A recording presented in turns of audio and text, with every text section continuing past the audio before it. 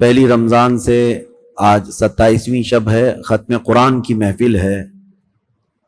ہر چیز بحمدی تعالی اللہ تبارک و تعالیٰ کے فضل سے اور اس کے رسول کے عنایت سے بہترین انداز میں مکمل ہوئی ہے۔ اللہ تعالیٰ ان محفلوں کو نظر بد سے محفوظ فرمائے۔ انا انزلناه فی لیلۃ القدر وما ادراک ما لیلۃ القدر لیلۃ القدر خیر من الف شہر تنزل الملائکۃ والروح فیہا باذن ربہم من کل امر سلام ہی حتی مطلع الفجر۔ صدق اللہ مولانا العظیم۔ بارگاہ رسالت مآب صلی اللہ تعالیٰ علیہ وسلم میں درود پاک کا ہدیہ پیش کریں۔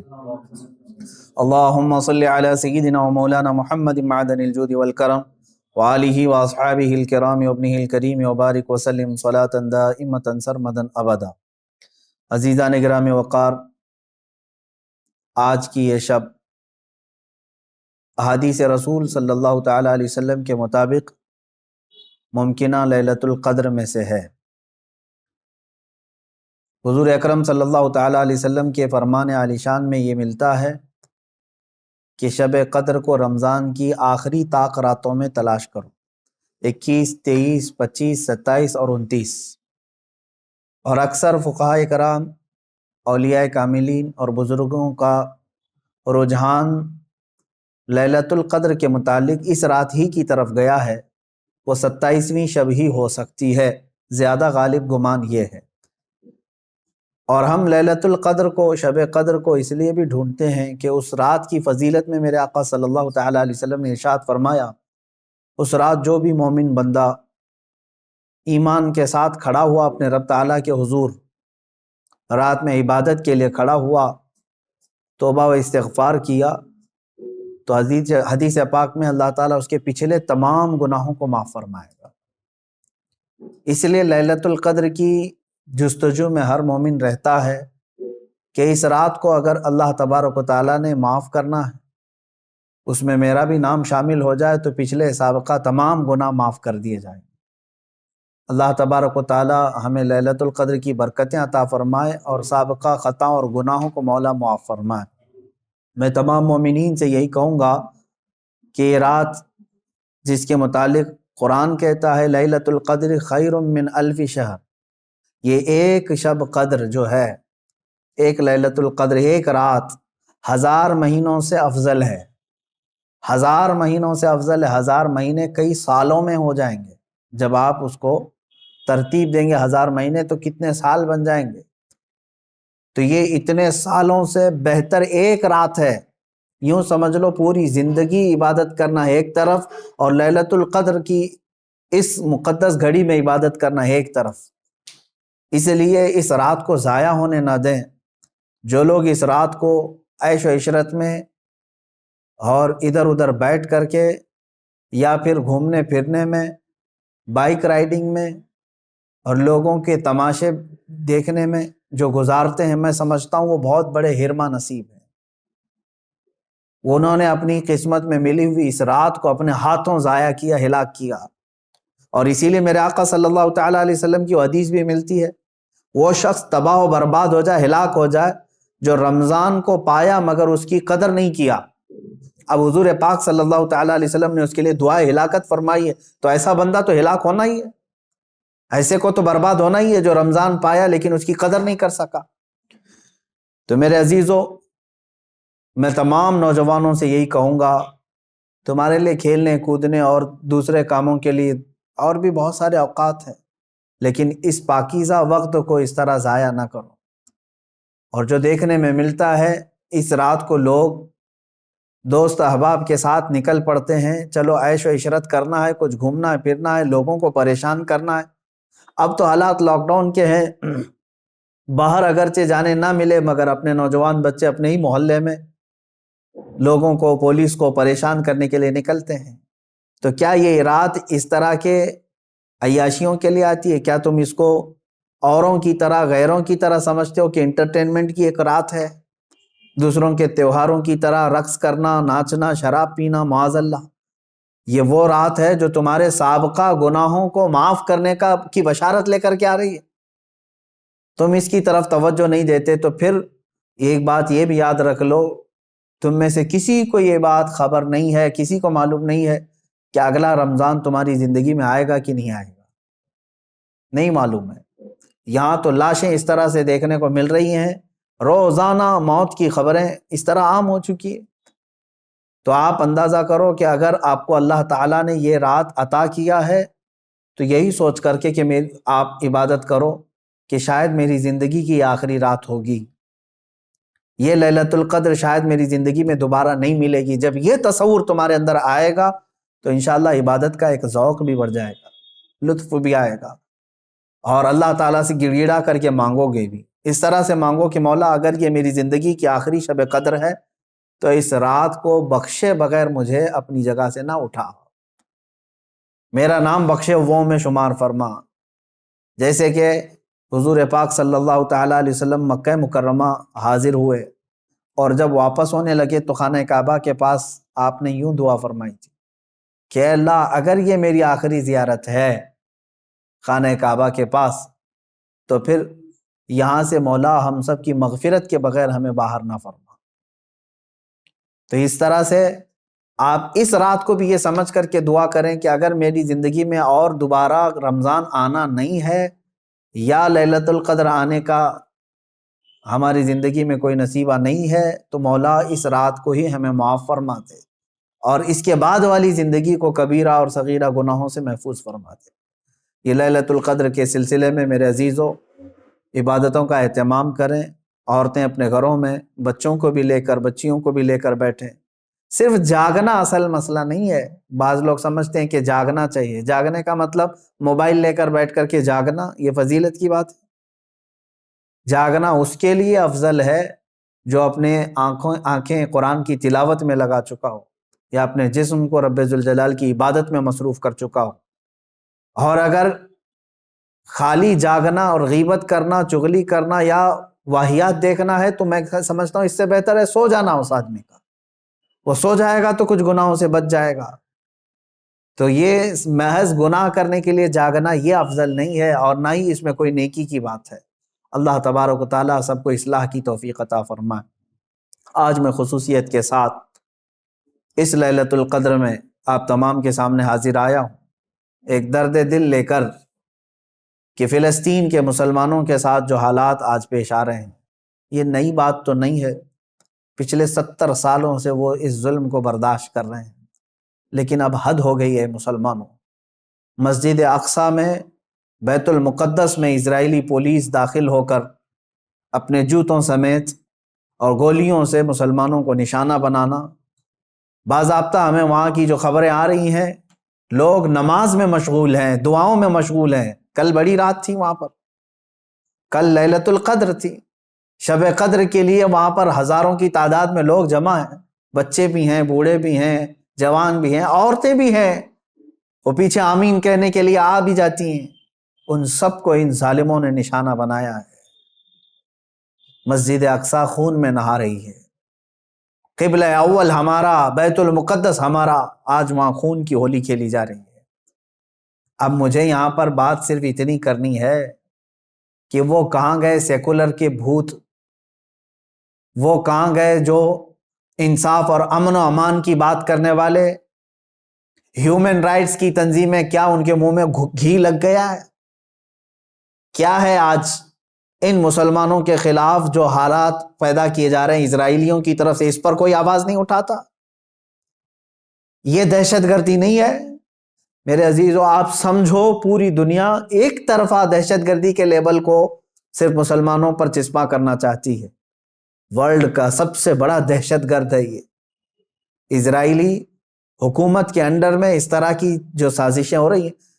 آپ سوچیں کسی بھی مذہب کے، کسی بھی دھرم کے لوگ جب عبادت میں ہوتے ہیں تو گویا کہ وہ دنیا سے کنارہ ہو کر اپنے اپنے خدا کے پاس جا رہے ہیں، یہی تو ان کا تصور ہوتا ہے۔ عبادتوں کے وقت کسی کو گولیوں کا نشانہ بنانا اور صفوں کو درہم برہم کرنا اور بچوں پر بھی گن تان لینا اور وہاں کے نوجوانوں کے سر پر جوتیاں رکھ کر کے کھڑے ہو جانا، عورتوں کے دوپٹے کھینچ لینا، یہ ہے ایک چہرہ اسرائیل کا جس کو دنیا بتانا نہیں چاہتی۔ اور وہ سب حد پار کر کے بھی امن کے مسیحا ہیں اور دہشت گرد ہم ہیں۔ وہ قتل بھی کرتے ہیں تو چرچا نہیں ہوتا، ہم آہ بھی کہتے ہیں تو ہو جاتے ہیں بدنام۔ میرے عزیزو، اب یہ وقت قیامت کے قریب کا ہے، آپ دیکھو کہ تمہارا مسیحا ہے کون تمہارے لیے آواز اٹھانے والا ہے۔ تقریباً 57 ممالک اسلامی نام سے جانے جاتے ہیں، ان میں کا کوئی لیڈر سوائے ترکی یا کچھ لوگوں کے؟ یہ سارے اپنے عیاشیوں میں مصروف ہیں۔ فلسطین کے بچوں کو ایک لقمہ کھانا دینے کے لیے بھی سعودی عرب کی حکومت تیار نہیں، امارات تیار نہیں۔ یہ تو اسرائیل کے ساتھ پینگے بڑھا رہے ہیں، اسرائیل کے ساتھ معاہدے کرنے چلے ہیں، اپنی پراپرٹیاں اور اپنے ایئرپورٹ ان کو گروی دینے کے لیے چلے ہیں۔ سمجھنے کی آج ضرورت ہے، جہاں اسلامی ملک ہم سمجھ رہے ہیں، سعودی ہو یا امارات ہو یا بحرین ہو یا قطر ہو، یہ تمام ممالک، ان سب کی نہ جانے کون سی مجبوریاں ہیں، یا ان کے گھروں میں کون سے یہودی آ کر داخل ہو چکے ہیں، یہ واللہ عالم۔ یہ نہ سیریا کے مارے جانے والے مسلمانوں کے لیے بات کرتے ہیں، نہ فلسطین کے نہتے بچوں کے لیے بات کرتے ہیں، نہ یہ برما کے قتل عام پر کوئی بات کرتے ہیں۔ ان کو تو کچھ لینا دینا نہیں ہے امت مصطفیٰ سے، بلکہ یہ الٹا امت کے ان غریب مسلمانوں کو بلیم کرتے ہیں کہ یہ اس طرح دہشت پھیلاتے ہیں۔ ایک وقت آئے گا، دیکھ لینا، ان کی کرسیاں ہلیں گی، وقت آئے گا جب ان کے تاج اچھالے جائیں گے، یہ سب بہت بری موت مارے جائیں گے۔ اس لیے کہ میں نے پڑھا ہے، کفر کی حکومت تو چل سکتی ہے لیکن ظلم کی حکومت نہیں چلے گی، ظلم زیادہ دن تک نہیں چلے گا، یہ صدائے بازگشت ہے، پلٹ کر کے واپس آنا ہے۔ آپ کو پتہ ہے، میں نے دیکھا ہے فلسطین کے بہت سارے لوگوں کو جن حالات میں وہ زندگی گزار رہے ہیں، اللہ کی پناہ، 35 سال 40 سال سے ان کی مارکیٹوں پر کرفیو لگی ہے۔ کرفیو سمجھتے ہیں، ایک دن 2 دن کرفیو لگے تو ہمارے دکانوں پر تالا، اور 40 سال سے کرفیو لگا کر کے رکھے ہیں کچھ مارکیٹس میں، بازاروں میں، دکانوں پر جالے لگ چکے ہیں، بہت ساری پراپرٹیاں اور جائیدادیں ہڑپ کر کے اسرائیلی غصب کر کے بیٹھے ہوئے ہیں۔ یہ ساری کی ساری چیزیں بنا ان عرب لیڈروں کی اجازت کے اور ان کی منظوری کے نہیں ہو رہی ہیں۔ یہ سب میں ان لوگوں کی ہمدردیاں شامل ہیں۔ انہوں نے سعودی ہو یا جتنے بھی یہ مسلم کنٹریز ہیں، فلسطین کے بچوں کے خون پر اپنی کرسیاں بچھائے ہوئے ہیں۔ آج ہمیں درد ہوتا ہے اس بات کا میرے عزیزوں کہ اب مسجد اقصیٰ کو بھی انہوں نے پامال کر دیا، مسجد اقصیٰ کے اندر داخل ہو کر کے اپنی گن کو اٹھا لیا اور عبادتوں کی اور صفوں کو وہاں پر درہم برہم کر دیا۔ اب یہ تمہارے سمجھنے کا وقت آ چکا ہے، اب مسلمانوں تمہارے اتحاد کا وقت ہے۔ لیکن ہم تو یہاں سے آواز اٹھاتے ہیں، جتنا ہو سکے میں بیدار کرنے کے لیے آواز اٹھاتا ہوں، ورنہ رہ رہ کے 100 زخموں کا خیال آتا ہے، کس زخم پر ہم بات کریں آج۔ اسی لیے وہ حالی کا شعر مجھے یاد آتا ہے، رسول پاک کی طرف مخاطب ہو کر کے حالی نے کہا تھا، اے خاص ہے خاصان رسول وقت دعا ہے، امت پہ تیرے وقت عجب آ کے پڑا ہے۔ آج یہی حال تو ہے امت پر، ایسے حالات کہ ہماری بہنیں بہت چیخ رہی ہیں اپنی عزت کے لٹنے پر، ہماری ماؤں کو بے آبرو کیا جا رہا ہے، لیکن ان کی مدد کے لیے اٹھنے والا کوئی شہسوار نظر نہیں آتا۔ مشرق سے مغرب تک، شمال سے جنوب تک ایک چپی اور ایک خاموشی ہے، ایک ایسا سنسان ماحول ہے کہ سب اپنوں میں اور اپنے آپ میں مست ہیں۔ تمہیں معلوم ہے آج ہم افطاری کے لیے بیٹھتے ہیں تو بڑی بڑی نعمتیں کھا لیتے ہیں، ان بچوں کا کیا ہوتا ہے جن کی افطاری کے وقت ان کے باپ اور ماں کی لاشیں سامنے رکھی رہتی ہیں؟ رمضان المبارک ان کا ہر سال اس طرح سے خون میں نہلا دیا جاتا ہے، یہ کون سا انصاف ہے؟ یہ امریکہ جو ہیومن رائٹس کی بات کرتا ہے، دنیا کو انصاف اور جمہوریت دینے کا علم بردار کہلاتا ہے، یہ سب کے سب ان فلسطینیوں کے قتل عام پر خاموشی اختیار کیے ہوں گے۔ کہاں ہے وہ اقوام متحدہ؟ کہاں ہے وہ UN ہے؟ وہاں پر ان چیزوں کی بات نہیں ہوگی۔ ہاں، اگر ایک اسرائیلی مارا گیا یا ایک یہودی یا ایک عیسائی مارا گیا تو اس کے لیے تو بوال ہوگا۔ مسلمانوں کا خون سستا ہو چکا ہے، مسلمانوں کا خون بہت عام ہے کہ ان کو کوئی بھی بہا دے۔ اے مسلمانوں، اس لیے آج تمہیں واپس اپنے اسی قدم پر آنے کی ضرورت ہے جہاں پر رسول پاک نے تمہیں چھوڑا تھا۔ میرے آقا صلی اللہ تعالیٰ علیہ وسلم نے جو نقوش ہمیں دیے وہاں پر تمہیں واپس آنے کی ضرورت ہے۔ تم اگر دنیا کی رضامندی کے لیے اپنے آپ کو بیچتے ہو، چند لوگوں کی رضا کے لیے اپنے آپ کو بدلتے ہو، تو یاد رکھنا یہ دنیا کبھی تم سے راضی نہیں ہوگی، کبھی راضی نہیں ہوگی۔ کیوں نہ ہم رسول پاک صلی اللہ تعالیٰ علیہ وسلم کی رضا کے کام کریں، اللہ اور اس کے رسول راضی ہو جائیں، تو پھر ہماری وہ سابقہ قوت لوٹ آئے گی جس قوت سے قیصر و کسریٰ کانپتے تھے۔ وہ ایمانی غیرت واپس لوٹ آئے گی جس سے وقت کا چنگیز خان بھی ہل جاتا تھا، تھر تھر کانپتے تھے۔ وہ ایمانی غیرت اور حمیت واپس آ جائے گی۔ شرط صرف اتنی ہے، ان کنتم مؤمنین، تم سچے نبی کے غلام ہو جاؤ۔ ولا تہینوا ولا تحزنوا وانتم الاعلون، میرے رب کا وعدہ ہے کہ تم غم نہ کرو، پریشان مت ہو، تم بلند ہوگے، لیکن اس کے ساتھ ایک شرط ہے کہ تم نبی کی وفاداری تو کرو، غلامی میں تو آ جاؤ۔ آج فلسطین ہے، اس کے بعد شام ہے، اس کے بعد عراق ہے، اس کے بعد یمن ہے، پھر افغان ہے، برما ہے، یہ سب جگہ مذبح خانہ بنا ہوا ہے۔ جانور بھی اتنے نہیں کاٹے جاتے جتنے وہاں کے انسان کاٹے جاتے ہیں۔ میرے عزیزو، آج کے ان حالات کو دیکھ کر کے مجھے اندازہ ہو رہا ہے اب رب تبارک و تعالیٰ کا یہ قہر ہی تو ہے کورونا۔ جب ظلم بڑھتا ہے تو بلائیں بھی پھیلتی ہیں۔ یہ جتنے ظالم ہیں دیکھ لینا یہ بلاؤں میں گرفتار ہوں گے۔ آج یہ جو حالات پیدا ہوئے ہیں، کثرت سے یہ بیماری کا پھیل جانا اور کثرت سے موتوں کا ہو جانا، آپ کیا سمجھتے ہیں؟ یہ بھی ایک اللہ تعالیٰ کے غضب کی نشانی ہے، یہ اس کے قہر کی نشانی ہے۔ تمہارے پاس لاکھوں کروڑوں بھی ہوں گے، تم بچ نہیں پاؤ گے اس کی پکڑ سے۔ ظلم سے باز آ جاؤ۔ ظلم ایک ایسی چیز ہے جس کو کبھی دنیا نے پسند نہیں کیا، اور ہر ظالم کا انجام بہت سخت ہوا ہے۔ وہ چنگیز خان جس نے لاکھوں کی لاشیں بچھا دی تھی محض گھوڑے پر بیٹھ کر کے، ایک بار اپنے ہاتھ میں کسی چیز کو لے کر کھیل رہا تھا۔ مجھے یاد آتی ہے بات، آج فلسطین کے بچوں کے لیے اب بھی میری امید ہے۔ لوگ یہ کہتے ہوں گے ان کے پاس کچھ نہیں، ارے وہ چھوٹے کنکر اور پتھر سے مقابلہ کر رہے ہیں، سامنے والے پیٹروٹ میزائل لے کر کھڑے۔ اسرائیلیوں کے پاس گن ہیں اور وہ بچوں کی کھوپڑیوں پر لگاتے ہیں، اور دوسری طرف نہتے بچے ہیں۔ لیکن مجھے پھر بھی میرے رب تعالیٰ کی ذات سے یقین ہے، امید نہیں، یقین ہے کہ مولا کریم جس وقت حالات بدلتا ہے تو پھر ان یہودیوں کو دیکھ لینا، ان کو سر چھپانے کے لیے نہ کوئی پتھر ملے گا نہ کوئی درخت ملے گا۔ میرے آقا صلی اللہ تعالیٰ علیہ وسلم کی حدیث ہے، قیامت کے قریب تم دیکھو گے ہر پتھر یہ تمہیں پکار کر کے کہے گا، اے مسلم آ جا ادھر میرے پیچھے، ایک یہودی چھپا اسے قتل کر دے۔ یہ حدیث پاک میں ہے، یہ مارے جائیں گے، ان کا بھی انجام برا ہوگا، سخت ہوگا۔ یہ ظلم کا جو ننگا ناچ ناچ رہے، ان کو کیا لگتا ہے کہ ہمیشہ ہی رہیں گے؟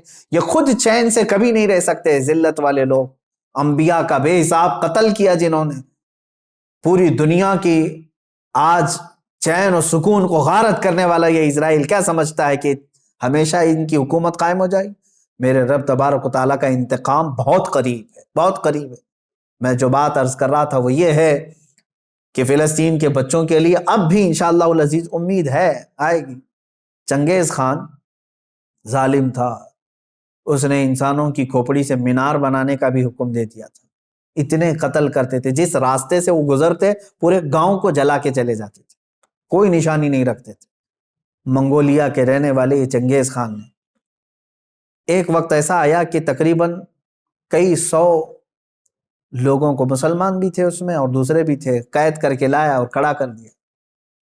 قتل عام کا حکم تھا، 3 صفیں لگی ہوئی تھی، اس میں علماء تھے اکثر، ایک بڑی عمر کے بزرگ بھی اس میں کھڑے تھے، وہ پہلی صف میں تھے۔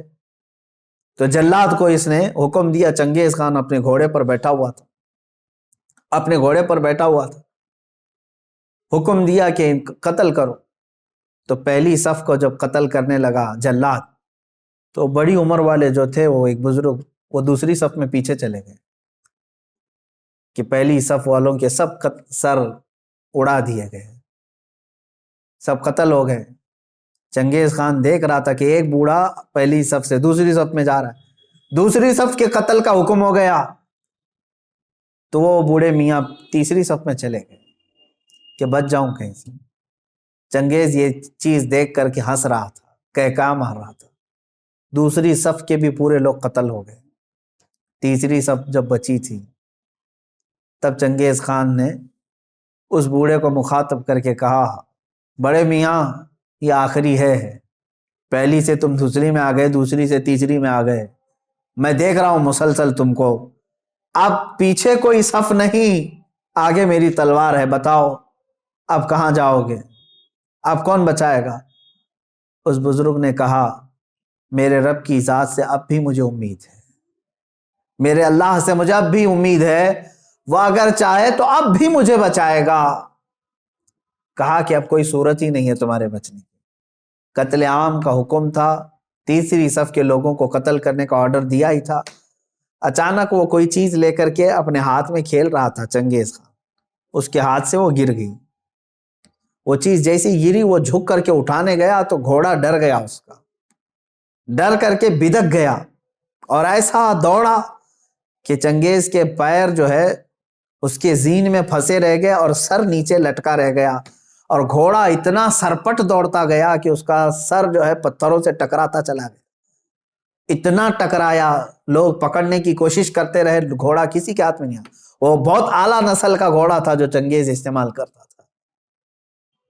وہ گھوڑا بھاگتا رہا یہاں تک کہ بہت دیر کے بعد جب چنگیز خان کے گھوڑے کو قابو میں کیا گیا، اس کا سر جو ہے کئی پتھروں سے ٹکرا چکا تھا اور اس کے بعد اس کی موت آ چکی تھی، موت آ گئی۔ اس بابا نے کہا تھا، اب بھی اگر اللہ چاہے تو مجھے بچا لے، ظالم اگر سر پر بھی کھڑا ہے، گردن پر تلوار بھی ہے، اگر رب تبارک و تعالیٰ چاہے تو ظالم کو اسی وقت اس کے انجام تک پہنچاتے۔ اللہ تمہارا رب ہے، اس میں نہ ڈرنے کی ضرورت، نہ دبنے کی ضرورت، نہ چھپنے کی ضرورت، جب کہنا ہے اللہ اکبر بلند آواز سے کھلے عام سرے عام کہا جائے گا۔ کیوں؟ اللہ پر ایمان لانے کے بعد جو بندہ جم گیا، ڈٹ گیا، میرے رب کا وعدہ ہے کہ اس کی حفاظت کے لیے اللہ فرشتے اتارتا، اس کی حفاظت کے لیے فرشتے اتارتا۔ یقین ہونا چاہیے تمہارا، میرے عزیزو کچھ نہیں ہوگا، اللہ تخافوا ولا تحزنوا، وہ فرشتے بھی یہ کہتے ہیں اب ڈرو مت، غم مت کرو، وابشروا بالجنۃ التي كنتم توعدون، اتنی ہی بات پر فرشتے یہ بشارت بھی دے جاتے ہیں، اللہ نے جس جنت کا تمہیں وعدہ کیا ہے سنو بہت قریب ہے، تمہیں اس جنت کی بشارت دیتے ہیں۔ اور پھر فرشتے ساتھ میں یہ بھی کہہ کر جاتے ہیں، نحن اولیاؤکم فی الحیات الدنیا وفی الآخرہ، ڈرنا مت ہے مومنو، اللہ فرما رہا ہے ہم دنیا میں بھی تمہارے مددگار ہیں اور آخرت میں بھی مددگار ہیں۔ اللہ فرما رہا ہے ہم مددگار ہیں، وَلَكُمْ فِيهَا مَا تَشْتَهِي أَنفُسُكُمْ وَلَكُمْ فِيهَا مَا تَدَّعُونَ، جو تم خواہش کرو کہ اللہ وہ سب تمہیں عطا کرے گا، اور جس چیز کو تم مانگتے تھے مولا وہ بھی عطا فرمائے گا، جس چیز کا تمہیں وعدہ کیا گیا وہ سب عطا کر دیا جائے گا۔ نزلا من غفور الرحیم، رب تعالیٰ فرماتے، یہ قرآن کی آیت میں پڑھ رہا ہوں آپ کے پاس 25ویں پارے کی، اللہ فرماتا ہے پھر یہ مہمانی ہے تمہاری، مہمان نوازی کی جائے گی غفور الرحیم کی طرف سے۔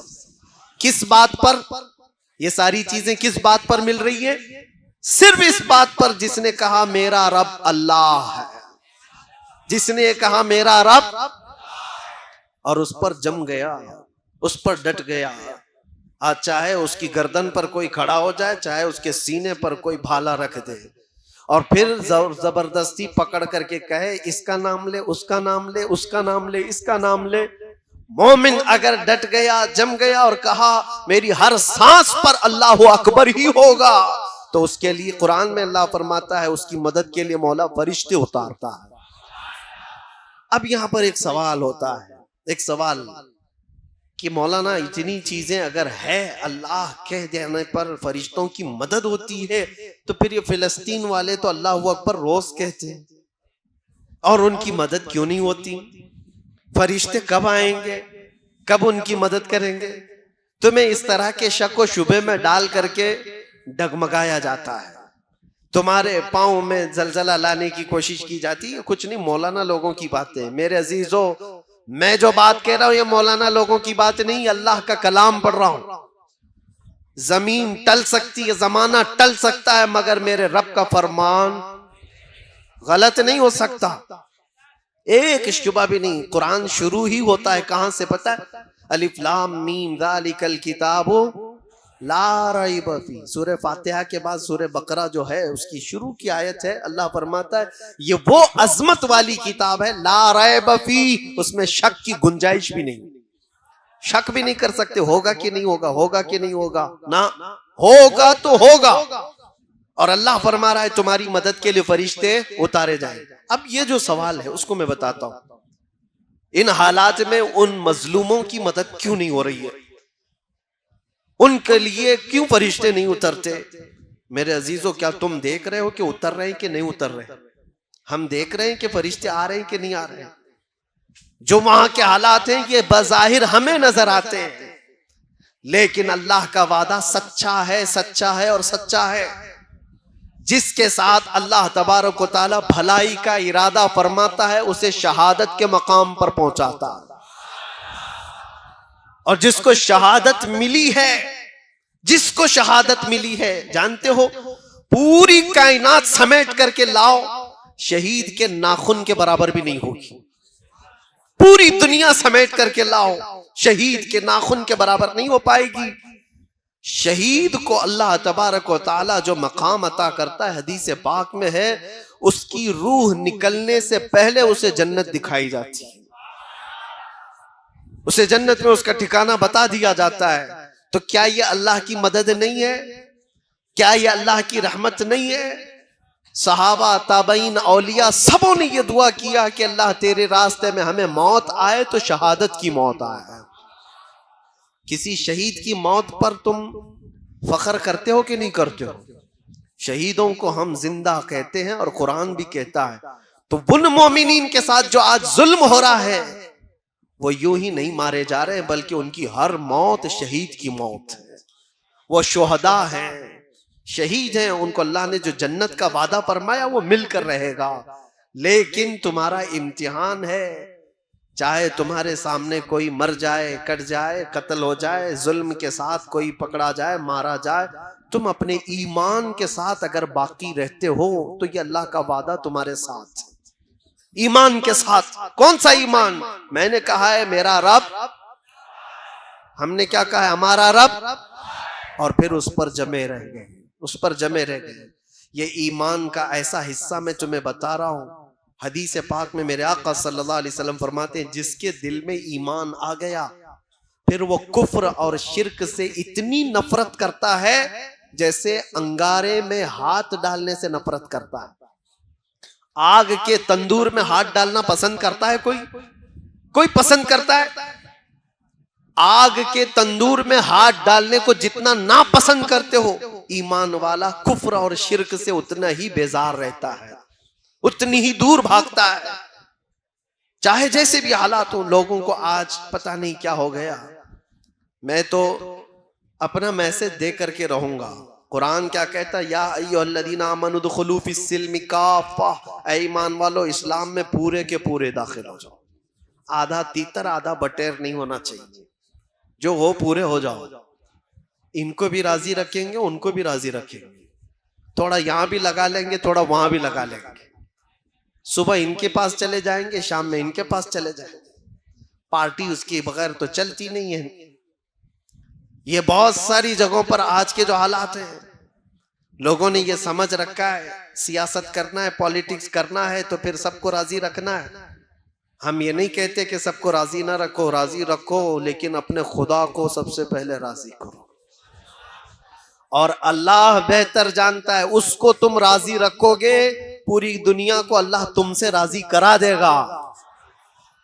اس کے دستے قدرت میں ہے وہ بندوں کو راضی کرانا. ہزاروں نہیں لاکھوں کے دلوں کو مولا تمہاری طرف پھیر دے گا, بس اس کو راضی کرو. جب رب تبارک و تعالی فضل فرمائے کسی پر تو بغیر کسی پرچار کے لوگوں کو اس کی طرف پھیر دیتا ہے.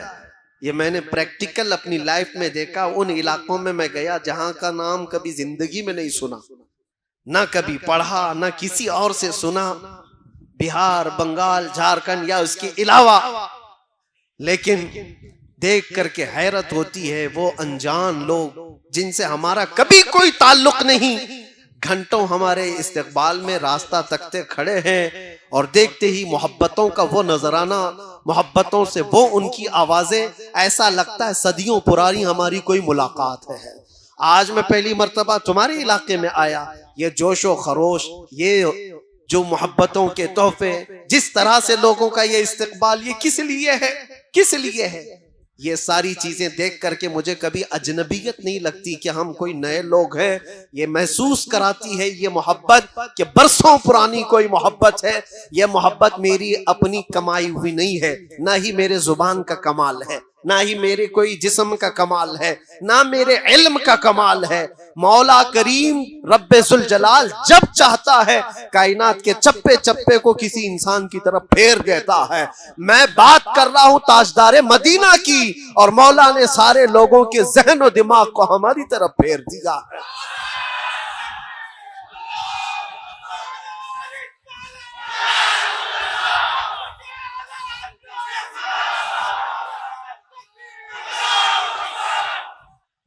راضی کرو اس رب ذوالجلال کو, وہ اگر راضی ہے تو سب کچھ ٹھیک ہے.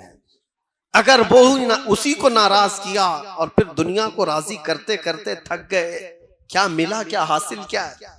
جن لوگوں کے پیچھے ہم اپنی راتیں برباد کرتے ہیں, نوجوانوں, جن دوستوں کو راضی کرنے کے لیے تم نے مال بھی برباد کیا, وقت بھی برباد کیا, پھر بھی وہ راضی نہیں ہوئے تم سے.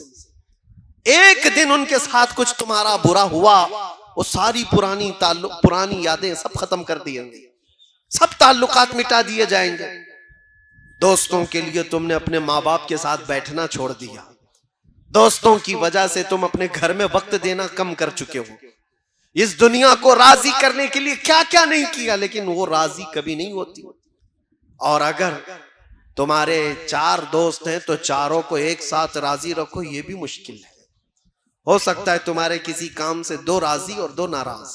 یہ تو 4 کا مسئلہ بتا رہا ہوں, اور جس کو 4000 کے بیچ میں جینا ہے وہ کب تک ان سب کو راضی کرتا رہے. ایک ایک انسان کو راضی کرتے کرتے اس کی لائف ختم ہو جائے گی. پھر بعد میں پتا چلا عمر ڈھل گئی, ان میں سے آدھے بھی راضی نہیں ہوئے. ہوتا ہی یہی. مسجد کے صدر صاحب, مسجد کی کمیٹیاں چلانے والے, یا محراب کے امام صاحب, آپ اگر سب کو راضی کرنے پر لگ گئے تو آپ کی زندگی ختم ہو جائے گی. پورے راضی نہیں ہوں گے, کبھی راضی نہیں ہوں گے پورے.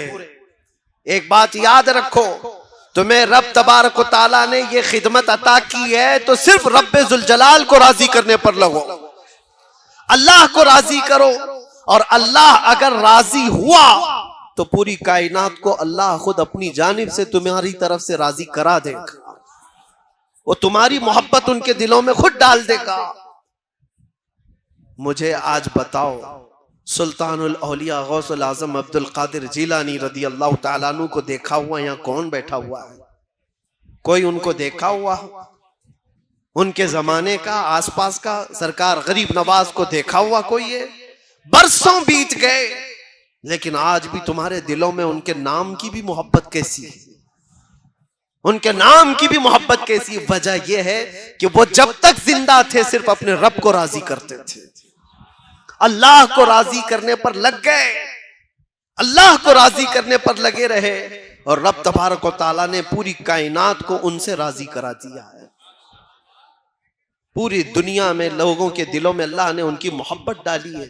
ایک بات بتاتا ہوں, اللہ تبارک و تعالیٰ کو بندہ راضی کرنے پر جب لگ جاتا ہے, اس کا بہت کچھ لٹ گیا ہو تو بھی اسے جیسے بظاہر کچھ چیزیں نقصان میں آ گئی، ہوتا ہے، میں رب کو راضی کرنے کے لیے نکلا، میرا وہ چھوٹ گیا، یہ چھوٹ گیا، یہ شیطان تمہارے دلوں کے اندر یہ احساس ڈالے گا تو نماز کے لیے جا رہا ہے، اللہ کو راضی کرنے کے لیے دکان کیسے چلے گی؟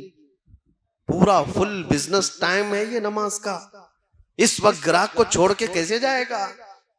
تمہارے دل میں یہ آیا، یہ بات آئی، اتنی دیر کا تو دھندا نقصان ہو جائے گا، خراب ہو جائے گا، یہاں چھوڑ کر کے جاؤں گا اللہ کو راضی کرنے کے لیے، یہ سب تو چلے جائیں گے، دوسرے دکان سے خریداری کر لیں گے۔ لیکن تمہیں پتہ نہیں میرے عزیزوں، تمہیں پتہ نہیں، وہ تھوڑی دیر کے لیے تم ان کو راضی کرنے کے لیے اللہ سے دور چلے گئے، پھر وہ وقت خراب تمہارے اوپر اتنا آئے گا کہ گھنٹوں پھر پیشانی رگڑ رگڑ کر کے مانگتے رہ جاؤ گے، پھر مانگنے کے لیے آؤ گی۔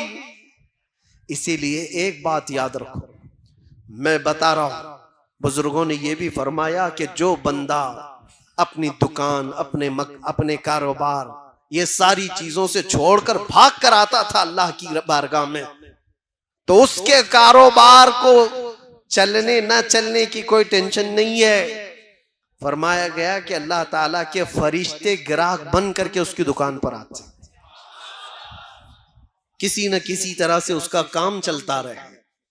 اللہ تبارک و تعالیٰ کا نظام ہے یہ، من کان للہ کان اللہ لہ، جو اللہ کا ہو جاتا ہے اللہ اس کا ہوتا ہے۔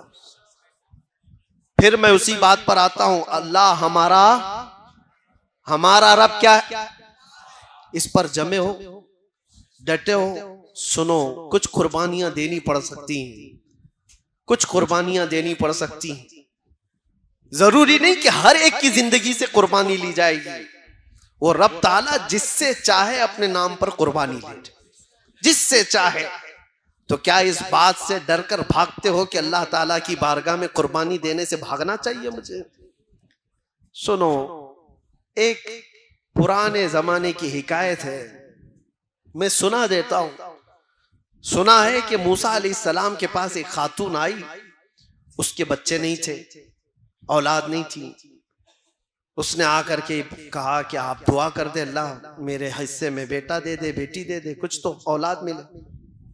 آپ نے دیکھا اور کہا تیری تقدیر میں اولاد لکھی نہیں گئی، لوح محفوظ میں تقدیر میں تیرے اولاد نہیں ہے۔ وہ خاتون وہاں سے مایوس لوٹی، روتی گڑ گڑاتی ہوئی جا رہی تھی۔ بیچ راستے سے گزرتے ہوئے اس کا ایک درویش کے پاس سے گزر ہوا، ایک فقیر اللہ کی یاد میں ایک درخت کے نیچے بیٹھا رہتا تھا۔ توجہ، اس نے دیکھا اور پوچھا خاتون کیوں رو رہی ہے؟ اس عورت نے کہا ایسا ایسا ہے، میں برسوں سے بے اولاد ہوں، اولاد مانگنے گئی تو مجھے بتایا گیا کہ میری قسمت میں اولاد نہیں ہے۔ اس درویش نے کہا گھبرا مت، نا امید نہ ہو، مایوس نہ ہو، رب تبارک و تعالیٰ چاہے تو اس کا لکھا ہوا ہے وہ پھر لکھ کر کے عطا بھی فرماتے۔ جا اپنے گھر سجدہ کر، میں دعا کرتا ہوں۔ وہ عورت گئی، روز سجدہ کرتی تھی، دعا کرتی تھی، اور یہ درویش ادھر اس خاتون کے لیے دعا کرتا تھا، فقیر۔ چند ہی دنوں کے بعد اس عورت کے گھر میں حمل کے آثار، اور چند دنوں کے بعد ایک خوبصورت بیٹا پیدا ہوا۔ خاتون کو بیٹا مل گیا، وہ خوشحال، تھوڑے دن اس کی تربیت کرتی ہے، چند دنوں کے بعد دوسرا بیٹا بھی ہوا، پھر چند سالوں کے بعد تیسرا بیٹا بھی ہوا، چوتھا بھی ہوا، پانچواں بھی ہوا، چھٹا بھی ہوا، ساتواں بھی ہوا، 7 بیٹے ہوئے۔ ایک دن حضرت موسیٰ وہاں سے گزر رہے تھے، دیکھا اس خاتون کو، پوچھا یہ کس کے بچے ہیں؟ عورت نے کہا میرے۔ تیرے ہیں؟ تو ہی وہ عورت ہے جو اولاد کے لیے شکایت لے کر آئی تھی؟ کہا میں ہی ہوں۔ کہا پھر کیسے آ گئے تیرے اولاد؟ کہا بس دعا ہے کسی بزرگ کی اور اللہ کی عطا ہے، اللہ جسے چاہے اولاد عطا کرے، جسے چاہے عطا کرے۔ موسیٰ علیہ السلام اللہ کریم کی بارگاہ میں عرض کرتے ہیں مولا میں نے جو دیکھا تھا وہ غلط تھا یا یہ عورت جھوٹ بول رہی ہے؟ رب تعالیٰ کی طرف سے جواب آیا کہ تم نے جو دیکھا تھا وہ بھی صحیح تھا، عورت جو بول رہی وہ بھی صحیح۔ कैसे इसको औलाद हुई? तो रब तबारक व तआला ने फरमाया कि मूसा एक चाकू लो और एक बर्तन लो और जाओ अपनी उम्मत में से लोगों को पुकार कर कहो अपने जिस्म का एक टुकड़ा काट करके अल्लाह को दे दे। वो बनी इसराइल कौम है बड़ी नाफरमान। मूसा अलैहिस्सलाम अपनी कौम के पास आए, अल्लाह का हुक्म है ये। चाकू लेकर के एक थाल में कहा कि जिस्म का एक टुकड़ा काट करके दे दे। सब इधर उधर भागने लग गए। आज ये टुकड़ा मांग रहे हैं, कल कलेजा मांगेंगे। जिस्म काट करके देने वाले जिगरे बहुत कम लोगों के होते हैं, कौन करेगा? शाम हो रही थी, आपका गुजर उसी दुर्वेश के पास से हो रहा था। उस दुर्वेश के कानों में आवाज पड़ी तो वो खड़ा हो गया, कहा ए अल्लाह के नबी, क्या रब ताला ने जिस्म का हिस्सा पूछा है, टुकड़ा पूछा है? कहा हाँ। कहा ये बर्तन दीजिए, और चाकू भी ले लिया। और उसके बाद जल्दी से खड़े होकर इधर से काटा, इधर से काटा, इधर से काटा, जिस्म के जगह जगह से पूरी तेज चाकू से काटते काटते छलनी कर दिया। टुकड़े निकालता गया, पूरा लहू लहान हो गया। मूसा अलैहिस्सलाम ने कहा, अरे नादान, हुक्म हुआ है एक टुकड़ा देने के लिए, जिस्म का इतने क्यों काट दिया? कहा आपने ये तो नहीं बताया कि रब को मेरे जिस्म का कहां का हिस्सा चाहिए, किस जगह का हिस्सा चाहिए। मैं सब निकाल कर रख दिया हूं ताकि कोई टुकड़ा तो उसे पसंद आए। ये फना, अल्लाह की बारगाह में जो फना है, अल्लाह का जो हो गया। तब रब तबारक व तआला ने फरमाया, ए मूसा, जो मेरी मोहब्बत में अपने जिस्म के टुकड़े निकाल सकता हो, उसकी दुआ पर मैं क्या किसी को औलाद नहीं दे सकता? उसकी दुआएं रब तबारक व तआला के हुजूर जाती हैं। इसीलिए कहा गया, खुदी को कर बुलंद इतना कि हर तकदीर से पहले खुदा बंदे से खुद पूछे, बता तेरी रजा क्या है। ये मकाम कब आता है? जब तुम जमे रह जाओ, डटे रह जाओ, अल्लाह रब्बुल इज्जत की जात पर ईमान यकीन के साथ कामिल रखो। बहुत सारे वसवसे शैतान डालता है, बहुत सारे वसवसे डालता है। आप कहते हैं ना कि हमारा यकीन है अल्लाह की जात पर। हजरत राबिया बसरिया रदी अल्लाह तआला अन्हु के पास एक बुजुर्ग आए, उनसे कहा कि माँ दुआ करो हमारे लिए। हजरत राबिया ने पूछा क्या दुआ करो? कहा इतनी दुआ करो अल्लाह हमसे राजी हो जाए। हजरत राबिया ने कहा इतनी बड़ी दुआ, इतनी बड़ी दुआ करवा रहे हो मुझसे, पहले ये तो बताओ क्या तू भी अल्लाह से राजी है? क्या तू भी अल्लाह से राजी है? उस बुजुर्ग ने कहा माई कैसी बात कर रहे हो, कौन है भला दुनिया में जो अल्लाह से भी नाराज रहेगा? कौन है जो अल्लाह से भी नाराज रहेगा? हजरत राबिया मुस्कुराने लगी और कहने लगी, ए बंदे खुदा, बहुत लोग हैं जो अल्लाह से नाराज हैं। ये कहते हैं अपने रब को अल्लाह कहते हैं, ये नाराज है, राजी नहीं है अल्लाह से। कहा ऐसा कैसे हो सकता है? कहा हो तो सकता है, करते हैं। थोड़ी सी ज्यादा गर्मी आई तो कहती ये कैसा खतरनाक मौसम आ गया। बारिश आई तो कहती बेमौसम के बारिश आ गई। यानी तुम इस बात पर राजी नहीं हो, तुम मशवरा दोगे कि अल्लाह कब बारिश बरसाए कब ना बरसाए, तुम्हारा क्या दखल है? तुम थोड़ी सी गर्मी आती है तो हाय हाय करते हुए लोगों को शिकायत करते हो। अगर अल्लाह से ये राजी होते तो उस रब की शिकायत दूसरों के पास नहीं करते। इनकी नाराजगी का हाल तो यह है, जब इनको अल्लाह देता है बेहिसाब देता है तो छुपा कर रखते हैं, किसी को नहीं बताते कितना माल है किसी के पास, छुपा कर रखते हैं। और जब छोटी सी बीमारी देता है तो 10 लोगों को कहते हैं मुझे बुखार हो गया, मुझे तकलीफ है, मुझे मुसीबत है। हजरत राबिया कहती यही तो अपने रब से अगर राजी होता तो उसकी नेमतों को खोल खोल कर बयान करता और उसकी दी हुई मुसीबतों पर सब्र करता। अजीजा ने गराम वकार, आज की इस रात में आप सबसे यही गुजारिश करूंगा, ईमान की हिफाजत इस जमाने में बहुत बड़ा चैलेंज है तुम्हारे लिए। अल्लाह के नबी सल्लल्लाहु अलैहि वसल्लम ने फरमाया है, एक जमाना मेरी उम्मत पर ऐसा आएगा कि ईमान पर इनको खड़ा रहना इतना मुश्किल हो जाएगा जैसे हथेली पर अंगारा लेकर खड़ा होना मुश्किल है। वो दौर आ चुका है। وہ دور آ چکا ہے، تمہیں اپنے ایمان کے ساتھ باقی رہنا، قائم رہنا. آج کا دور تو نکل جائے گا، ایسے ویسے تم بھی بوڑھے ہو جاؤ گے، ابھی موت آ جائے گی. اگلی جو نسل آنے والی ہے ان کا سوچو، ان کا سوچو.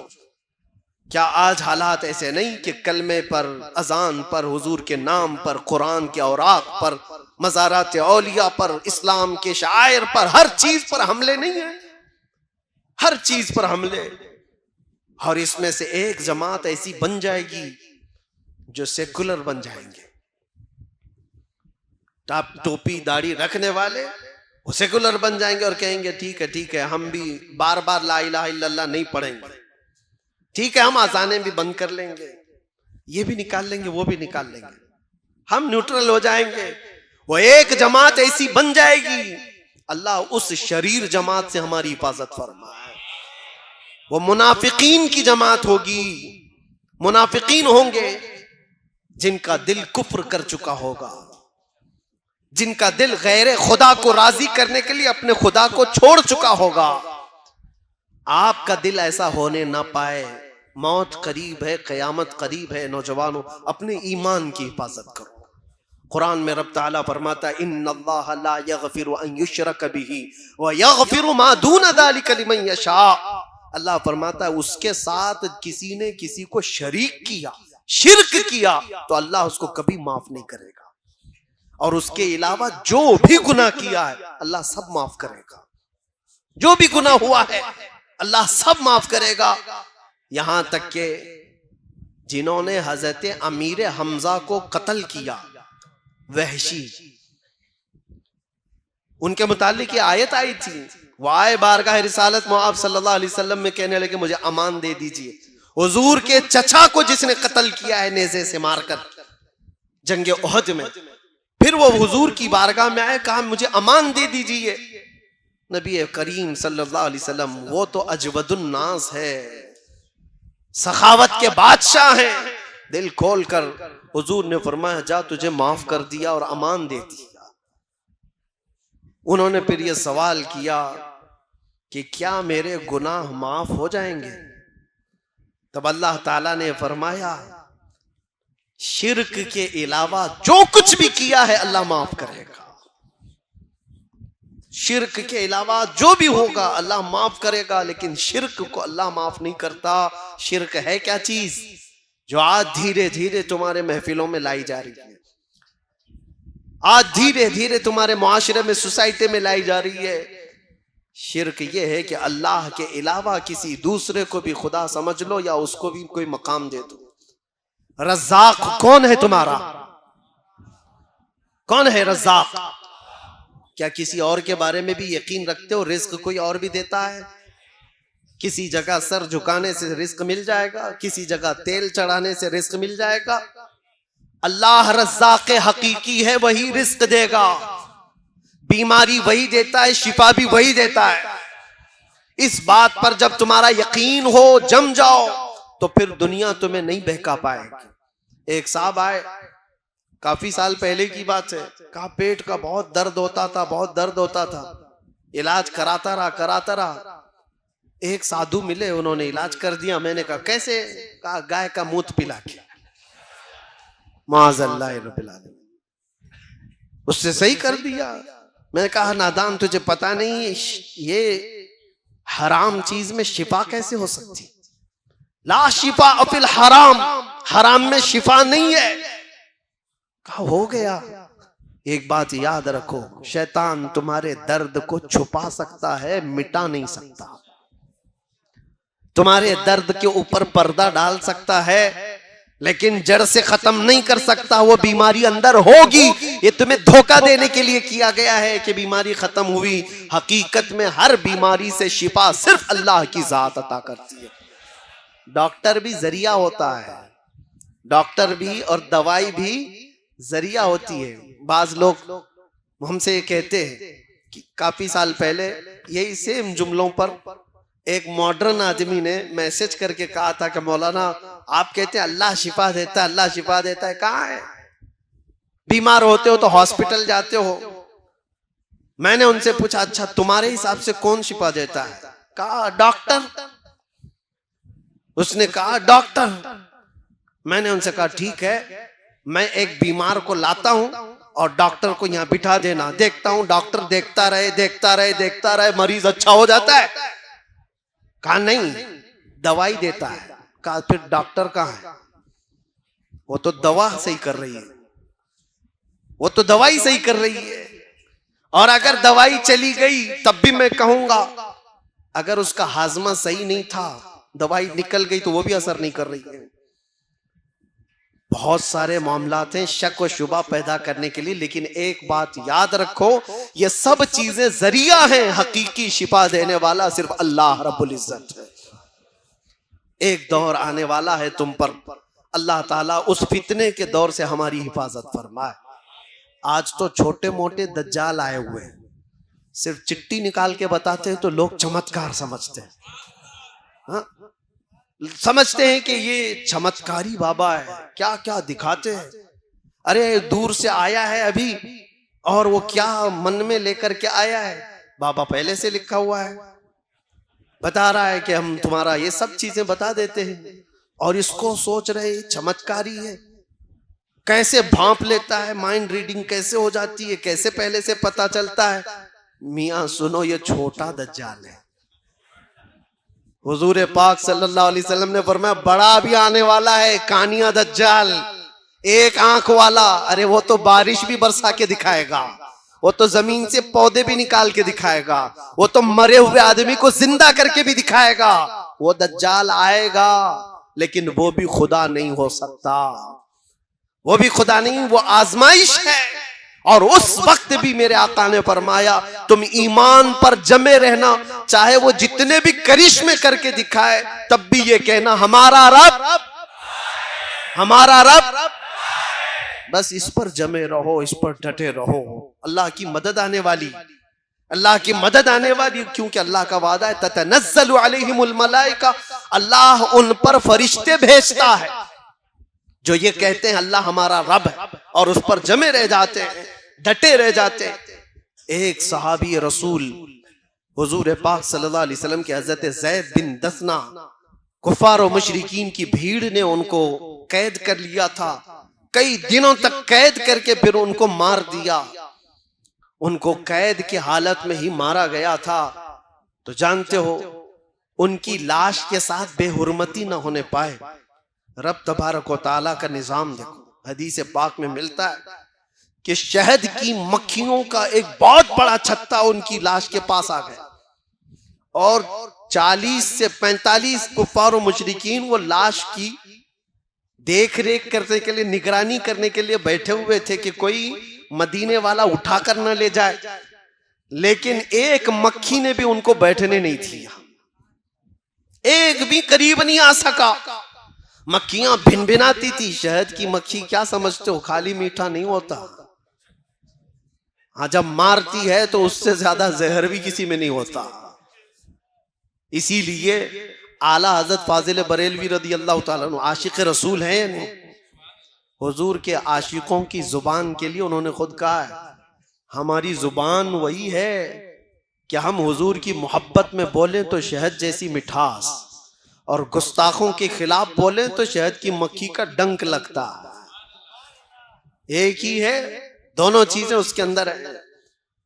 تو صحابی کی حفاظت شہد کی مکھیوں نے کیا تھا, ان کی لاش کو کوئی چھو نہیں سکا تھا. اللہ کی ذات پر یقین رکھ کر کے جو دنیا سے گئے. اور ایک صحابی ہیں, ان کو 2 صحابہ لے کر کے نکلے تھے, ان کی بھی لاش کو کفار و مشرکین نے مار دیا تھا. رات کے وقت وہ 2 صحابہ لے کر مدینے جا رہے تھے, پیچھے سے 200 کے قریب گھڑ سوار آئے اور 2 لوگوں کو پکڑنے کے لیے. وہ جب زیادہ کفار و مشرکین آ گئے تو یہ 2 ہی صحابہ تھے جو لاش لے کر جا رہے تھے, ایک صحابی رسول کی. اب یہ سارے کفار و مشرکین اس صحابی رسول کی لاش کے ساتھ بے حرمتی کریں گے. اب کیا کریں, 2 ہی لوگ ہیں, 2 ہی لوگ ہیں, اب کیا کریں, 200 پیچھے کھڑے ہیں. انہوں نے وہ لاش کو نیچے رکھ دیا, زمین پر رکھ دیا, اور زمین سے کہا یہاں تک ہم حفاظت کر سکتے تھے, زمین آگے تو اب حفاظت کر. زمین پھٹ گئی, وہ صحابی کی لاش اندر چلی. زمین برابر ہوئی. 200 گھڑ سوار مکہ سے آئے تھے, پورا چھان مار لیے ادھر سے ادھر, اس صحابی رسول کی لاش کہیں نہیں ملی. وہ دونوں صحابہ نے آ کر حضور پاک صلی اللہ علیہ وسلم کو یہ ماجرا بتایا تو حضور نے اس صحابی کو کہا بلیع الارض, زمین کا لقمہ, زمین نے ان کو حفاظت کیا ہے. یا اللہ کی حفاظت کے انداز ہے, جب کوئی بندہ اس پر ایمان لا کر جم جاتا ہے ہر بری طاقت سے مولا اس کی حفاظت فرماتا ہے. کیا تمہیں تاریخ معلوم نہیں, جب فرعون سر اٹھا کر کے انا ربکم الاعلی کہہ رہا تھا, میں تمہارا بڑا رب ہوں, یہ ابھی جو ہیں یہ بہت چھوٹے ہیں, بڑے بڑے بھی آ کر کے گئے ہیں, انہوں نے کہا تھا میں تمہارا خدا ہوں, میں تمہارا خدا ہوں. 12,000 بچوں کا قتل کیا تھا. کس بات پر جانتے ہو؟ فرعون نے خواب دیکھا تھا, خواب دیکھا تھا کہ ایک تارا آسمان سے ٹوٹ کر گرا ہے اس کی گود میں اور اس کے محل میں آگ لگ گئی. صبح اٹھ کر سارے کاہنوں کو, جوتیشوں کو بلایا اور پوچھا کہ اس خواب کا کیا ہو سکتا ہے, اس کی تعبیر کیا ہو سکتی ہے. کاہنوں نے بتایا بنی اسرائیل میں ایک بچہ پیدا ہو سکتا ہے جو تیری سلطنت کو ہلاک کر دے گا, یہ اس خواب کی تعبیر ہو سکتی ہے. جیسے ہی بادشاہ کو یہ بتایا گیا کہ ایک بچہ کوئی ایسا پیدا ہونے والا ہے جو اس کی سلطنت کو ہلائے گا, ٹینشن میں آ گیا اور اس نے آرڈر دے دیا بنی اسرائیل پورے خاندان میں جو بھی لڑکا پیدا ہوگا اس کو قتل کر دو, زندہ ہی نہ رکھو. 1 سال کے اندر اس نے 12,000 بچوں کو قتل کیا. کس لیے؟ ہماری سلطنت کو کوئی ہلانے والا بچہ ہی نہ پیدا ہو, آئے گا تو بھی قتل ہو جائے گا. اسی زمانے میں حضرت موسیٰ علیہ السلام کی پیدائش ہوئی اور ان کی ماں حاملہ تھی. پیدا ہونے کا انداز بھی دیکھو, وہ تہہ خانے میں گئی, جب پیدا ہو گئے موسیٰ علیہ السلام تو رب تعالیٰ نے ان کے دل میں بات ڈالی کہ ایک صندوق میں اس بچے کو بند کرو اور دریا میں بہا دو. ماں کوئی اپنے بچے کو دریا میں بہائے گی, لیکن رب تعالیٰ جس کے ساتھ ہے اس کا دل بھی مضبوط ہوتا ہے. ہم نے دیکھا ہے لوگ دور دراز سے دیکھ کر کے ڈر رہے تھے, یہ 200 لوگوں کے آگے پیچھے چل رہے ہیں, کیا ڈر نہیں ہے؟ مجھے میرے ساتھیوں نے پوچھا کئی مرتبہ کہ آگے اتنے پیچھے اتنے, یہ سائرن بجا رہے, وہ کر رہے, یہ کر رہے. میرے عزیزو, اللہ جس کے ساتھ ہوتا ہے اس کا دل مضبوط ہوتا. موسیٰ علیہ السلام کی ماں کو اللہ تعالیٰ نے مضبوط فرمایا اور اس کے بعد انہوں نے ایک صندوق میں اپنے بچے کو رکھا اور دریا میں بہا دیا. ان کی بڑی بیٹی تھی, کہا دیکھنا کہاں جاتا ہے صندوق. موسیٰ علیہ السلام کی بڑی بہن وہ دیکھتی چلی گئی, صندوق بہتے بہتے بہتے دریا کے کنارے سے سیدھے جا کر کے فرعون کے باغیچے کے پاس لگ گیا. فرعون کے محل کے پیچھے جو باغیچہ تھا, دریا وہاں سے بہتا تھا. فرعون کی بیوی ٹہلنے کے لیے آئی تھی, اولاد نہیں تھے گھر پہ. دیکھا ایک صندوق اس کے باغیچے کے قریب لگا ہوا ہے, خوبصورت بچہ ہے. بیوی نے کہا, فرعون کی بیوی, اٹھا لاؤ بچے کو, اٹھا لاؤ, حسین اتنا گلاب جیسا لگتا ہے. کنیزاؤں نے اٹھا لایا, بڑا پیار آیا اس عورت کو. کہا میں اپنے شوہر کے پاس لے جاتی ہوں. لے کر آئی اور سیدھے فرعون کے پاس اور کہا ہماری تو اولاد نہیں ہے, ایک بچہ بہتے ہوئے آیا ہے, کیوں نہ ہم اس کو اپنا بیٹا بنا لیں. فرعون نے کہا بیگم تمہاری بات ہے تو بیٹا بنا لیتے ہیں, بیٹا بنا لیتے ہیں. موسیٰ علیہ السلام کی پرورش کہیں اور نہیں ہو رہی ہے, فرعون کے گھر میں ہو رہی ہے. فرعون نے کہا میں نے بیٹا بنا لیا ہے, میری بیوی کی پسند ہے. لیکن دیکھو عجیب نظام ہے, کبھی قرآن پڑھو تو سمجھ میں آئے. موسیٰ علیہ السلام کی جو بڑی بہن ہے وہ پورا معاملہ دیکھ رہی تھی, بتا نہیں سکتے تھے. فرعون نے پہلے کہا کہیں بنی اسرائیل کا تو نہیں ہے جن کو ہم مار رہے ہیں. بیوی نے کہا نہیں, یہ دور سے بہ کے آیا ہے, بنی اسرائیل کا نہیں لگتا, پال لیتے ہیں. پال لیا, لیکن اب دودھ پلانے کی بات تھی. اس بچے کی پرورش کیسے کی جائے؟ بادشاہ اعلان کرتا ہے جتنی دایا ہیں دودھ پلانے والی سب آئیں. فرعون کے گھر میں ایک بچے کی شاہی پرورش ہو رہی ہے. دایا بہت ساری آئی, سبوں نے اپنا دودھ پلانے کی کوشش کی. موسیٰ علیہ السلام کسی کا دودھ ہی نہیں پیتے تھے. پورا دن گزر گیا, ان کی بہن وہاں کھڑی تھی. اس نے کہا میں ایک دایا جانتی ہوں جس کا دودھ سب بچے پیتے ہیں. فرعون نے کہا جا اس کو لے آ جا, جو معاوضہ چاہیے جو اجرت چاہیے سب دے دوں گا. موسیٰ علیہ السلام کی بہن وہاں جو کھڑی تھی وہ گئی سیدھے اپنی ماں کو لے آئی, اپنی ماں کو لے آئی اور کہا کہ یہ دایا ایسی ہے کہ اس کے دودھ کو سب بچے پی لیتے ہیں. موسیٰ علیہ السلام کی ماں نے موسیٰ علیہ السلام کو اٹھایا, دودھ پلانے لگی تو موسیٰ علیہ السلام پینا شروع فرماتے. کیا نظام ہے مولا, دوسروں کے گھر پہ اور وہ ان کی ہی ماں کا دودھ پلا کر کے. بعد میں کوئی یہ نہ کہے کہ ہم اپنا دودھ پلا کر موسیٰ کو بڑا کیے, ان کی ہی ماں کا دودھ پلایا. اور ایسے ہی مفت میں نہیں, موسیٰ علیہ السلام کی ماں جو دودھ پلاتی تھی فرعون کے شاہی خزانے سے اس کی اجرت بھی ملتی تھی. جو بچہ اس کی سلطنت کو ہلانے والا ہے اس کو خرچہ کر کے پالا جا رہا ہے. ایک بات یاد رکھو, اللہ تبارک تعالیٰ کا نظام ہے, جب وہ کسی کے تخت کو ہلاتا ہے تو بہت چھوٹی طاقتوں سے بھی ہلاتا ہے. موسیٰ علیہ السلام جوان ہوئے اور اس کے بعد قرآن پاک آپ پڑھو تو سمجھ میں آ جائے گا, یہی موسیٰ علیہ السلام ہیں جنہوں نے اس کو دعوت دی, فرعون تو جھوٹا ہے, تو جو رب ہونے کا دعویٰ کرتا ہے غلط ہے, میرا رب اللہ ہے. یہی جملہ میں نے کہا تھا, کیا ہے ہمارا رب. اس پر جس نے اکڑ دکھایا اس نے بہت تماشے کیے. فرعون نے میرے پاس وہ طاقت ہے, میرے پاس یہ طاقت ہے, کیا کیا طاقتیں دکھانے کی بات کی, ہر چیز میں فیل ہوتا رہا. یہاں تک کہ ایک دن وہ آیا جب موسیٰ علیہ السلام سمندر سے گزر رہے تھے, اللہ نے ان کے لیے راستے بنائے. فرعون نے دیکھا, ایک بات ہی بتاؤں ایمان والوں, اللہ کی مدد آئی, تمہارا جھوٹا کھانے کے لیے بھی لوگ ترسیں گے. تمہاری یہ ایک بات یاد رکھو, موسیٰ علیہ السلام اپنی پوری مومن جماعت کو لے کر, مومن قوم کو لے کر دریا کی طرف جا رہے تھے. پیچھے فرعون کا لشکر ان کا مقابلہ کرنے آ رہا تھا. سامنے سمندر ہے, ایک طرف سمندر, ایک طرف دشمن کا لشکر, کون حفاظت کرے گا. ایسے حالات آ جائیں تو یاد رکھنا, بے بس اور لاچار مت سمجھنا. ایک طرف سمندر ہے اور ایک طرف فرعون کا لشکر ہے, جائے تو کہاں ہے. اللہ نے حکم فرمایا موسیٰ اپنا عصا سمندر پہ مارو. 12 راستے نکل گئے اور ان کی قوم اس میں ایسے چلنے لگی جیسے سوکھے پر چلتی ہے. جب وہ نکل گئے تو فرعون نے یہ دیکھا کہ ان کو تو راستہ ملا ہوا ہے, ہم بھی اسی میں چلتے ہیں. اور جو یہ سوچتا ہے کہ مومنوں کو جو مدد ملی ہے وہ ہم کو بھی ملے گی, یہ اس کی خام خیالی ہے.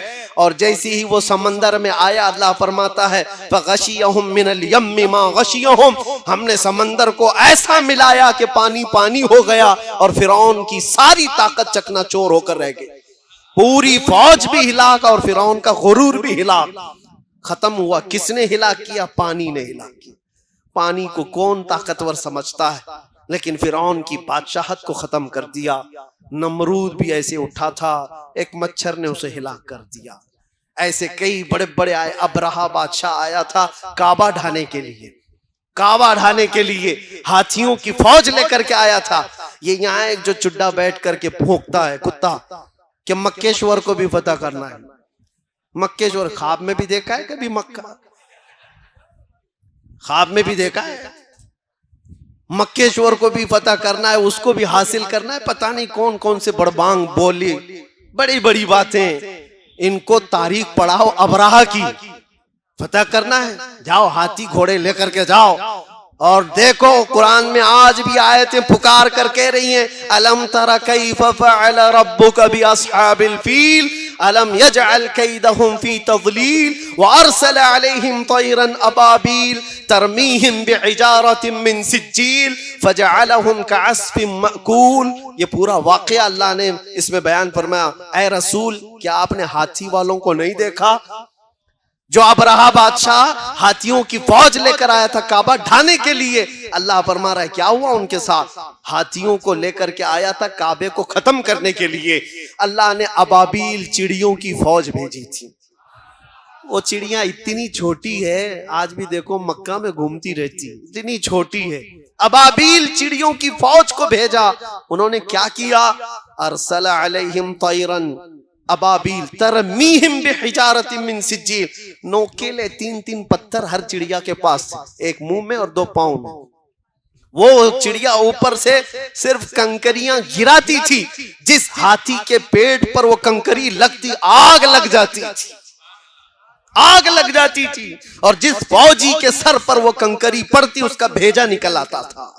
چھوٹی سی کنکری، چھوٹی سی چڑیا، لیکن مار جب رب العالمین کی ہو تو اس کو سہن کوئی نہیں کر سکتا، اس کے برداشت کی طاقت کسی کے اندر نہیں ہے۔ آؤ مکے شور فتح کرنے والوں، ابرہہ کی تاریخ نہیں پڑھا؟ جیسے بڑے بڑے طاقتور ایمان کے خلاف کھڑے ہوئے، اللہ تبارک و تعالیٰ نے مدد فرمائی کہ نہیں فرمائی؟ جنگ بدر میں 5000 فرشتوں کو اللہ نے اتارا، اور نبی کریم صلی اللہ علیہ وسلم کی اس امت کو قیامت تک مولا حفاظت فرمائے گا۔ تمہیں اور ہمیں ایمان اسلام کے ٹینشن کی ضرورت نہیں ہے، اسلام اللہ کا دین ہے، وہ چلائے گا، صبح قیامت تک چلائے گا۔ قرآن کا کوئی ایک حرف کا بھی بال بیکا نہیں کر سکتا۔ فکر کرو تو ہمارے اور آپ کے ایمان کی کرو، اسلام کا کچھ نہیں ہونا ہے۔ کیڑوں کے بیٹھ کر کے فیصلہ کرنے سے بارش تھوڑی نہ آتی، کہیں بیٹھ کر کے کوئی میٹنگ کر لیں تو ہو جائے گا۔ اور ایسے تو سنا ہے کہ روز بندر درخت پہ بیٹھ کر کے فیصلہ کرتے ہیں، رات بھر میٹنگ کرتے ہیں کہ کل پورا ہندوستان فتح کرنا ہے، اور صبح ہونے کے بعد پیٹ میں اتنی بھوک لگی رہتی ہے، دن دن ناشتے ہوئے چلے جاتے ہیں۔ ان بندروں کی میٹنگ سے کوئی ملک فتح نہیں ہوتا۔ ہم بھی یہی کہیں گے، تمہاری حیثیت اسی طرح کی ہوگی جو دوسرے اس طرح کی باتیں کرتے۔ دین اسلام اللہ کا دین ہے، اس کی حفاظت صبح قیامت تک مولا فرمائے گا۔ لیکن فکر کرو تو اپنے اور آپ کے ایمان کی جو دل کے اندر موجود ہے، یہ کہیں رخصت نہ ہو جائے۔ اسی کو اعلیٰ حضرت نے اپنے شعر میں بتایا تھا، آنکھ سے کاجل صاف چرا لے، یہاں وہ چور بلا کے ہیں، تیری گٹھری تاکی ہے اور تو نے نیند نکالی ہے۔ سونا جنگل رات اندھیری چھائی بدلی کالی ہے، سونے والوں جاگتے رہیو چوروں کی رکھوالی ہے۔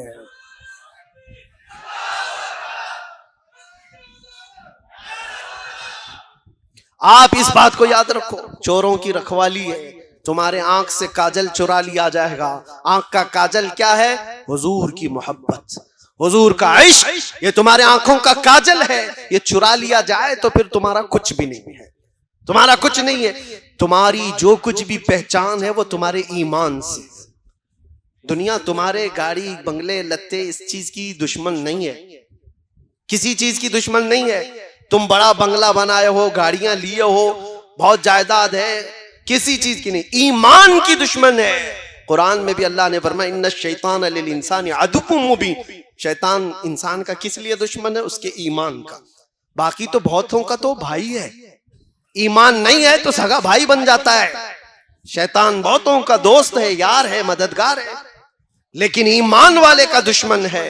اس لیے آپ سب کی یہ ذمہ داری ہے کہ اپنے ایمان کو بچاؤ، اپنی اولاد کی تربیت صحیح ماحول میں صحیح ڈھنگ میں کرو۔ گانے باجے ٹی وی سیریل پہ کب تک ان کو پالو گے؟ ٹک ٹاک پر مجرے کرنے والے وہ لڑکوں کو میں کہتا ہوں، پوری دنیا یہ نہیں ہے میرے عزیزو، نکلو اس دنیا سے، تم اس کے لیے نہیں آئے ہو۔